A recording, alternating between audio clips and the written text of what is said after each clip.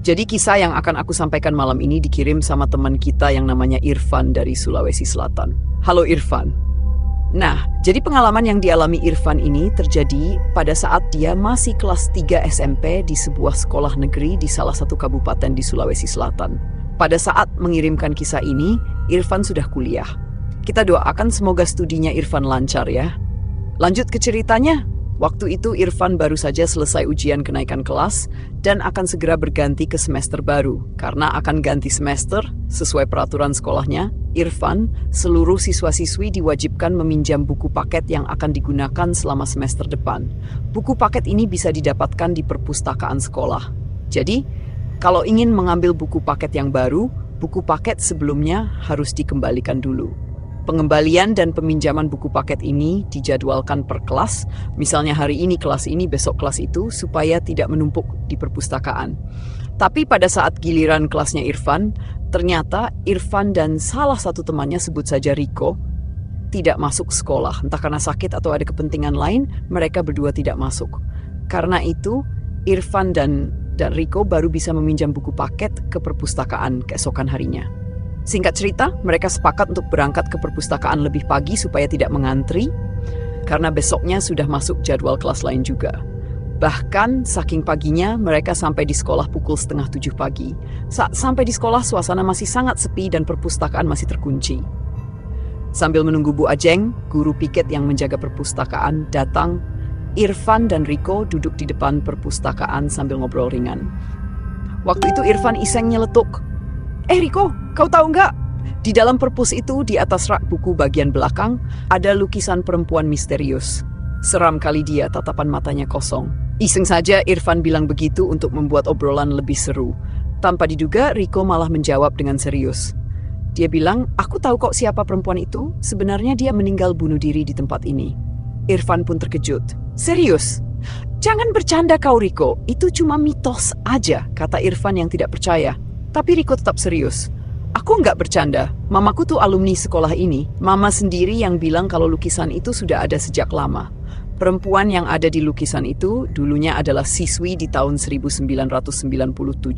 Satu angkatan sama mama. Irfan yang masih penasaran pun bertanya lagi. Kalau memang begitu, kenapa nggak pernah ada yang bahas soal itu di sekolah? Riko menjawab, entahlah, aku juga nggak tahu. Tapi katanya dulu ada siswa yang nyebarin cerita tentang perempuan ini di Facebook. Tiba-tiba saja malamnya dia meninggal karena kecelakaan. Mungkin karena itu orang-orang jadi takut dan memilih diam. Irfan dan Riko terus membahas kisah perempuan dalam lukisan itu di depan perpustakaan. Sampai-sampai mereka tidak sadar kalau Bu Ajeng sudah datang. Dengan ramah, Bu Ajeng menyapa, "Loh, kalian sejak kapan di sini? Bukannya kelas baru mulai jam 7:15?" Riko dan Irfan pun menjawab, Bu Ajeng, iya nih. Kami sengaja datang lebih pagi soalnya mau pinjam buku paket yang baru. Kemarin kami nggak masuk. Bu Ajeng mengeluarkan kunci dari dalam tasnya dan membuka pintu perpustakaan. Dia mempersil Irfan dan Riko masuk. Sesampainya di dalam perpustakaan, Irfan dan Riko langsung mengambil buku paket yang mereka butuh. Tiba-tiba Bu Ajeng berkata, jarang loh, Ibu lihat ada siswa datang ke sekolah sepagi ini. Rajin ya kalian. Irfan pun menjawab, iya Bu, kalau datang siang takutnya nanti antri. Bu Ajeng pun melanjutkan, dulu juga ada loh murid yang suka datang pagi-pagi seperti ini. Tapi sudah lama, sekitar tahun 1997. Dia dulu sahabat dekat Ibu. Mendengar itu, Irfan mulai merasa aneh. Bu Ajeng ini dikenal sebagai guru yang cuek dan pendiam. Baru kali ini Irfan melihat Bu Ajeng tiba-tiba mau bercerita. Untuk menghargai cerita Bu Ajeng, Irfan pun bertanya, oh, yang perempuan tadi itu sahabatnya Bu Ajeng ya? Terus sekarang dia di mana, Bu? Bu Ajeng menjawab, dia sudah tamat sebenarnya, tapi dia ada di sini kok. Mendengar itu, Irfan langsung merinding. Entah kenapa, perasaan Irfan mulai tidak enak. Irfan buru-buru mengambil buku paket yang dia butuhkan agar bisa segera pergi. Namun, ketika dicek lagi, ternyata masih ada satu buku paket yang kurang dan buku itu berada di rak paling belakang, tidak jauh dari lukisan perempuan misterius itu. Saat Irfan sedang mengambil buku di rak belakang, tiba-tiba mendekatinya dan menunjuk lukisan perempuan itu sambil berkata, Irfan, lihat itu, lukisan tuh seram kan? Belum sempat Irfan menjawab, mereka dikejutkan dengan kemunculan Bu Ajeng yang tiba-tiba sudah berdiri di samping mereka. Kalian ngomongin lukisan ya? Emang kalian tahu dia itu siapa? Kata Bu Ajeng. Dengan sedikit canggung, Riko menjawab, anu Bu? Enggak kok, saya nggak tahu perempuan itu siapa, tapi mama saya sempat cerita, katanya perempuan itu dulu teman satu angkatan sama mama saya. Bu Ajeng terdiam sejenak, lalu tersenyum. Oh iya, mama kamu Dahlia, ya? Riko terkejut dan bertanya, loh kok Bu Ajeng tahu mama saya? Bu Ajeng menjawab, ibu satu angkatan sama mama kamu. Terus, mama, kamu tahu apa lagi tentang ibu? Mendengar itu, Irfan dan Riko langsung merinding. Padahal mereka tadi membahas perempuan di lukisan itu, bukan Bu Ajeng. Di momen itu, Irfan langsung menarik tangan Riko dan mengajak dia keluar dari perpustakaan. Irfan pun langsung refleks menarik tangan Riko untuk mengajaknya keluar. Namun belum sempat mereka kabur dari perpustakaan, tiba-tiba Bu Ajeng berbicara lagi. Kenapa kalian jadi takut begitu? Padahal tadi kalian serius sekali membicarakan ibu di luar. Coba lihat ke atas. Ibu dulu waktu masih muda cantik tidak? Ucapan Bu Ajeng itu seperti hipnotis bagi mereka. Entah kenapa tubuh Irfan dan Riko mendadak kaku, tidak bisa digerakkan. Di luar kendali, mereka mendongakkan kepala menatap lukisan perempuan yang dipajang di sana, sesuai arahan Bu Ajeng.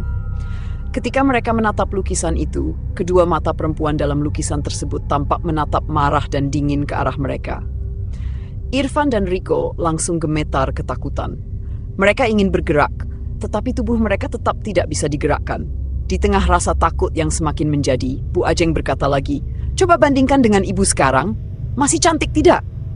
Kepala mereka masih menatap ke atas, dan seperti kejadian sebelumnya, lagi-lagi Irfan dan Riko seakan dihipnotis, kehilangan kendali atas tubuh mereka. Secara tidak sadar, mereka seolah dipaksa untuk menoleh ke arah Bu Ajeng. Ketika mereka menoleh, jantung Irfan dan Riko berdegup kencang, karena yang berdiri di samping mereka ternyata bukan Bu Ajeng, melainkan seorang perempuan dengan seragam putih biru yang tampak usang. Wajah perempuan itu terlihat sangat menakutkan dengan ekspresi dingin dan pandangan yang kosong. Astagfirullah, gumam Irfan dalam hati. Mereka tidak bisa bersuara bahkan untuk berteriak dan akhirnya keduanya pingsan di tempat. Entah apa yang terjadi setelah Irfan pingsan. Ketika sadar, Irfan sudah berada di ruang UKS. Ia melihat ke samping dan menemukan Riko terbaring di sebelahnya. Masih terlihat lemah. Di ruangan itu ada beberapa siswa anggota PMR dan seorang guru yang sedang menjaga mereka. Melihat Irfan sadar, Pak Guru pun langsung berkata, Alhamdulillah, sudah bangun. Kamu kenapa? Nak, ada apa sebenarnya? Irfan mencoba mengumpulkan kesadarannya dan menjawab, Pak, sebentar. Emangnya saya kenapa? Saya pingsan ya? Pak Guru menjelaskan, tadi Bu Ajeng menemukan kamu dan Riko di perpustakaan. Kalian kok bisa masuk ke sana padahal perpustakaan masih terkunci? Waktu Bu Ajeng datang, beliau sudah melihat kalian tampak tidak biasa. Sebelum pingsan, kalian terlihat seperti kehilangan kendali. Mendengar penjelasan Pak Guru, Irfan sangat kaget. Ia tidak mengerti bagaimana mereka bisa masuk ke perpustakaan yang terkunci. Bu Ajeng juga ada di situ, menatap mereka dengan penuh tanya. Irfan berusaha mencerna apa yang baru saja menimpanya, tetapi semakin ia pikirkan, perasaannya justru semakin takut. Ia masih mengingat semua yang terjadi tadi dengan jelas, tetapi yang orang lain lihat ternyata hanya kejadian aneh. Akhirnya, Irfan memilih untuk diam dan tidak menceritakan apa yang ia alami barusan kepada siapapun. Irfan hanya berkata, saya tidak tahu Pak, saya juga bingung kenapa saya seperti ini. Singkat cerita, setelah kejadian tersebut, Irfan dan Riko sempat tidak masuk sekolah selama 2 hari karena merasa sangat lelah. Ketika akhirnya kembali ke sekolah, mereka kesulitan menerima materi pelajaran karena belum mendapatkan buku paket baru.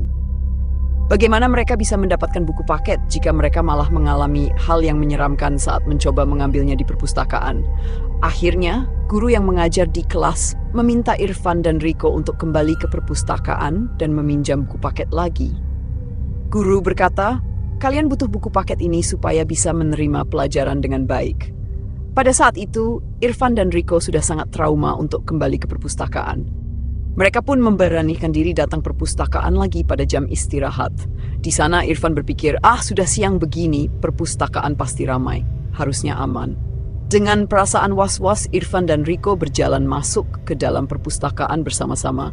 Mereka buru-buru mengambil buku paket yang mereka butuhkan dan segera membawa buku itu ke Bu Ajeng, penjaga perpustakaan. Tapi kali ini benar-benar Bu Ajeng, bukan sosok lain. Mereka berkata, Bu, mau pinjam buku paket yang ini. Bu Ajeng yang memang sedikit cuek menjawab, "Ah ya, kelas berapa?" "Kelas 9C, Bu," balas Irfan. "Oh ya, ini formulirnya dulu," kata Bu Ajeng sambil menyerahkan formulir pinjaman kuku. Formulir itu berisi daftar nama seluruh siswa di kelas mereka. Irfan dan Riko harus menandatangani di samping nama mereka sebagai bukti bahwa mereka telah meminjam buku paket tersebut di perpustakaan. Irfan lebih dulu mencari namanya di daftar. Namun, saat mencari, tiba-tiba Irfan dan Riko melihat kejanggalan. Tidak jauh dari nama mereka, tertulis nama Puspita. Nama ini asing bagi mereka karena selama ini di kelas mereka tidak ada yang bernama Puspita. Mereka merasa heran dengan nama tersebut, namun memutuskan untuk tidak ambil pusing dan segera menandatangani form itu agar bisa cepat keluar dari perpustakaan. Irfan segera mengisi form, mencatat nomor buku yang ia pinjam, dan menambahkan tanda tangan di sana. Ia ingin segera pergi dari perpustakaan, begitu pula dengan Riko, namun belum sempat mereka keluar, tiba-tiba mereka dikejutkan dengan suara benda jatuh dari arah belakang perpustakaan. Suaranya keras sekali. Saat mereka menoleh, ternyata yang jatuh adalah lukisan perempuan yang sebelumnya mereka lihat. Bingkai dan gambar lukisan itu terjatuh. Melihat lukisan itu jatuh, Bu Ajeng dengan santai berkata, tolong kamu angkat lukisan itu dan sandarkan di tembok." Irfan, yang beberapa hari lalu mengalami kejadian tak menyenangkan dengan lukisan itu, merasa takut. Tapi karena sungkan menolak permintaan Bu Ajeng, akhirnya ia setuju. Dengan jantung berdebar-debar, Irfan berjalan ke arah tempat lukisan itu jatuh. "Bismillahirrohmanirrohim," gumamnya pelan. Irfan mengambil lukisan itu dan menyandarkannya ke tembok. Namun begitu ia menaruh lukisan tersebut dan hendak berbalik, hal yang ia khawatirkan pun terjadi. Perpustakaan yang semula ramai mendadak sepi, dan suasana yang tadinya terang karena masih siang, tiba-tiba berubah remang. Ia merasa seperti berada di tempat yang berbeda meski masih di perpustakaan sekolah. Di tengah kebingungannya, Irfan mendengar suara seorang perempuan terisak. Suara itu terdengar dari pojok perpustakaan, dari sebuah ruangan kecil yang biasa dipakai untuk beristirahat. Irfan yang sedikit ketakutan namun penasaran, akhirnya memberanikan diri untuk mengecek ke sana. Perlahan ia berjalan mendekati ruangan kecil di pojok perpustakaan. Ketika ia mengintip, ia melihat seorang perempuan berdiri dengan kepala tertunduk. Perempuan itu memiliki penampilan yang sama dengan sosok di dalam lukisan tersebut.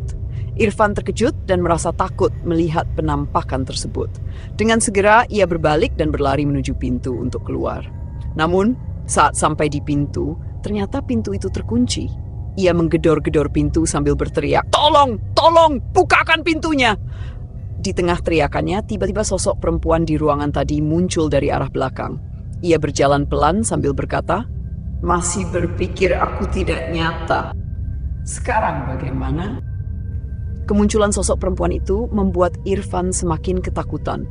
Sosok tersebut mendekatinya, membuatnya merasa tak bisa bergerak. "Kenapa kemarin kamu bilang aku cuma mitos? Sekarang gimana? Sudah percaya?" Tiba-tiba, sosok misterius itu menjabat tangannya. Saat sosok itu menyentuhnya, Irfan mendapati dirinya kesulitan bernapas. "Aku tidak bisa bernapas," pikirnya sambil merasakan sesak. Sosok itu tampak tidak menghiraukannya dan hanya tersenyum. Irfan merasa terjebak dalam ketakutan. "Apakah ini akan menjadi akhir hidupku?" batinnya. Ketika ia merasa lemas dan tubuhnya terjatuh ke lantai, ia mendengar suara azan yang lembut. Tak lama kemudian, saat ia berusaha mengerahkan perhatian untuk melihat sekeliling, ia melihat banyak orang berkumpul di sekitarnya, teman-teman dan gurunya. Di antara mereka ada Bu Ajeng dan Pak Abdul, guru agama mereka. Namun, sosok misterius itu telah menghilang.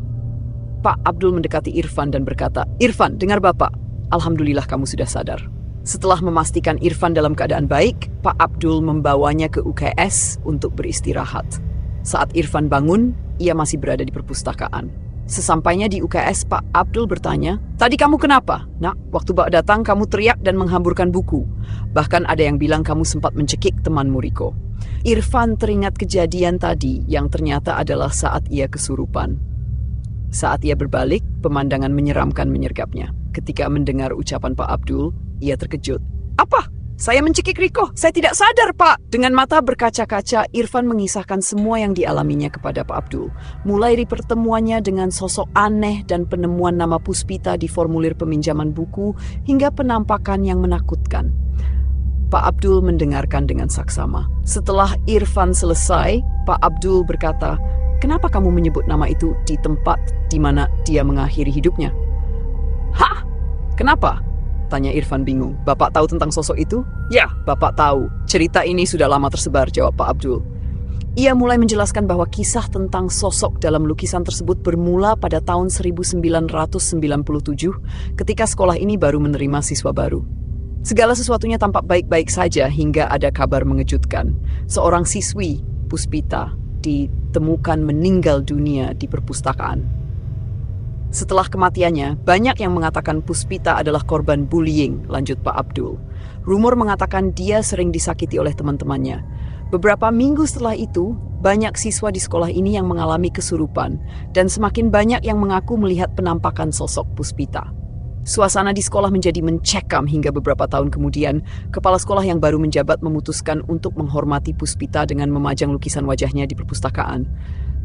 Sejak saat itu, kejadian aneh di sekolah berkurang. Namun Irfan bertanya, "Kenapa sekarang saya malah diteror?"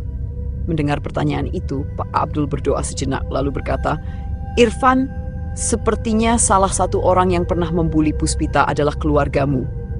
"Ya Allah." "Lalu? Apa yang harus saya lakukan, Pak? Saya tidak mau terus-menerus diteror." Irfan panik. "Tenang, Nak. Sekarang coba kembali ke perpustakaan. Bacalah Al-Fatihah dan ayat kursi di sana. Berdoalah agar Puspita mau memaafkan kesalahan keluargamu di masa lalu dan agar dia mau berhenti mengganggumu."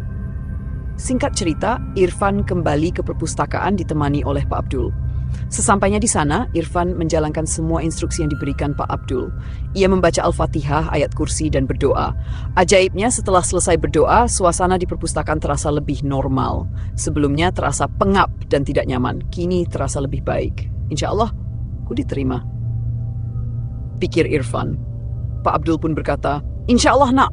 Sekarang dia sudah tenang. Setelah itu, Irfan kembali ke kelas dan melanjutkan aktivitasnya seperti biasa, meskipun masih merasa syok dan ketakutan. Namun, ia merasa lebih tenang setelah berdoa di perpustakaan.